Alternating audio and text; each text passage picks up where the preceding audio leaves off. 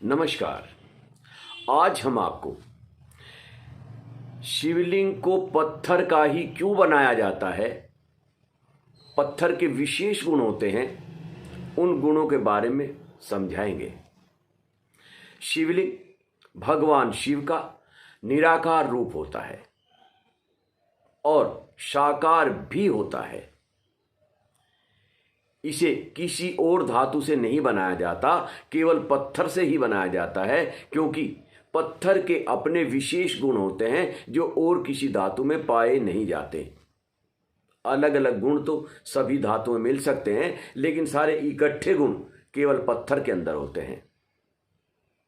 सबसे पहले पत्थर ठोस होता है, यानी इंसान को अपनी विचारधारा हमेशा ठोस रखनी चाहिए। एक लगन के साथ इंसान को काम करना चाहिए जो फलीभूत होगा। दूसरे, पत्थर अपना रूप कभी नहीं बदलता। पत्थर को अगर हम कीचड़ के अंदर डाल दें या पानी के अंदर डाल दें तो एज इट इज निकलता है, उसका रूप कभी नहीं बदलता। पत्थर अपने गुण कभी नहीं बदलता।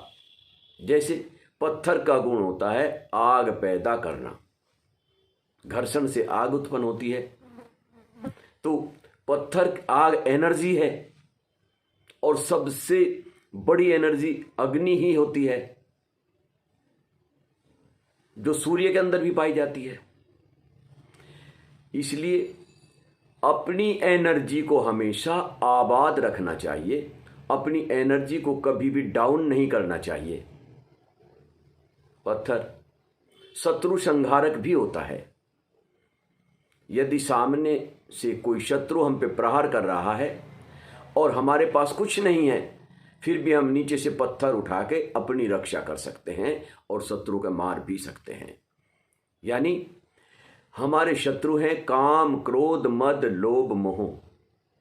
इन शत्रुओं का संहारक भी हमें स्वयं बनना चाहिए। पत्थर कभी भंगुर नहीं होता। भंगुर का मतलब होता है कि जैसे ईंट से खोरा झड़ता रहता है। यानी इंसान को अपना स्वभाव पल प्रतिपल नहीं बदलना चाहिए, नेगेटिव नेगेटिव नेगेटिव नहीं सोचना चाहिए, हमेशा पॉजिटिव ही रहना चाहिए। पत्थर में लचक नहीं होती, यानी इंसान को अपना स्वभाव लचीला नहीं बनाना चाहिए। एक टारगेट को सिद्ध करके उस पर लगन के साथ लग जाना चाहिए, जिससे उसे सफल जीवन मिल सके, उसे फल सिद्धि मिल सके उसकी। पत्थर के और तो अनेक रूप हैं, लेकिन सबसे बड़ा रूप यही है कि वो अपना स्वरूप कभी नहीं बदलता।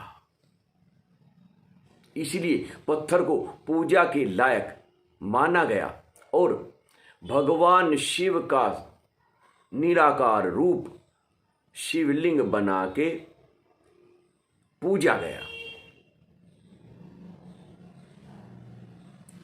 शिवलिंग पर जल चढ़ाते हैं, यानी जल हमारा जीवन होता है।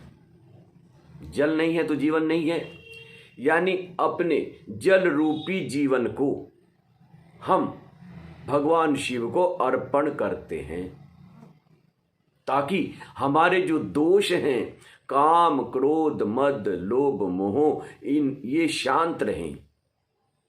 ये दोष जब मस्तिष्क में पनपते हैं तो अपने स्वरूप से करोड़ों कोस दूर चला जाता है इंसान, और इसके तन के अंदर हाहाकार मच जाता है।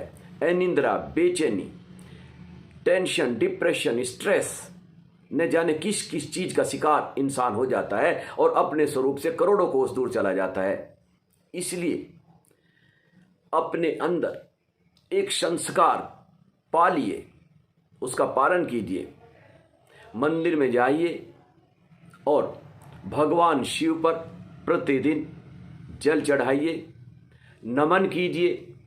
जो हमें चाहता है मन वांछित फल पाइए, उसकी तरंगे वायुमंडल में जाएंगी और भगवान शिव आपकी तरंग को पूरा करने के लिए तत्पर वायुमंडल को आज्ञा देगा और आपका मनोरथ सिद्ध हो जाएगा। इसलिए मेरा आप सभी से निवेदन है कि भगवान शिव की आराधना कीजिए और भगवान शिव पर डेली जल चढ़ाइए। आपका कल्याण होगा, आपके परिवार का कल्याण होगा और समाज में सुख शांति का भी एक ग्राफ बनेगा। बहुत बहुत धन्यवाद। नमस्कार।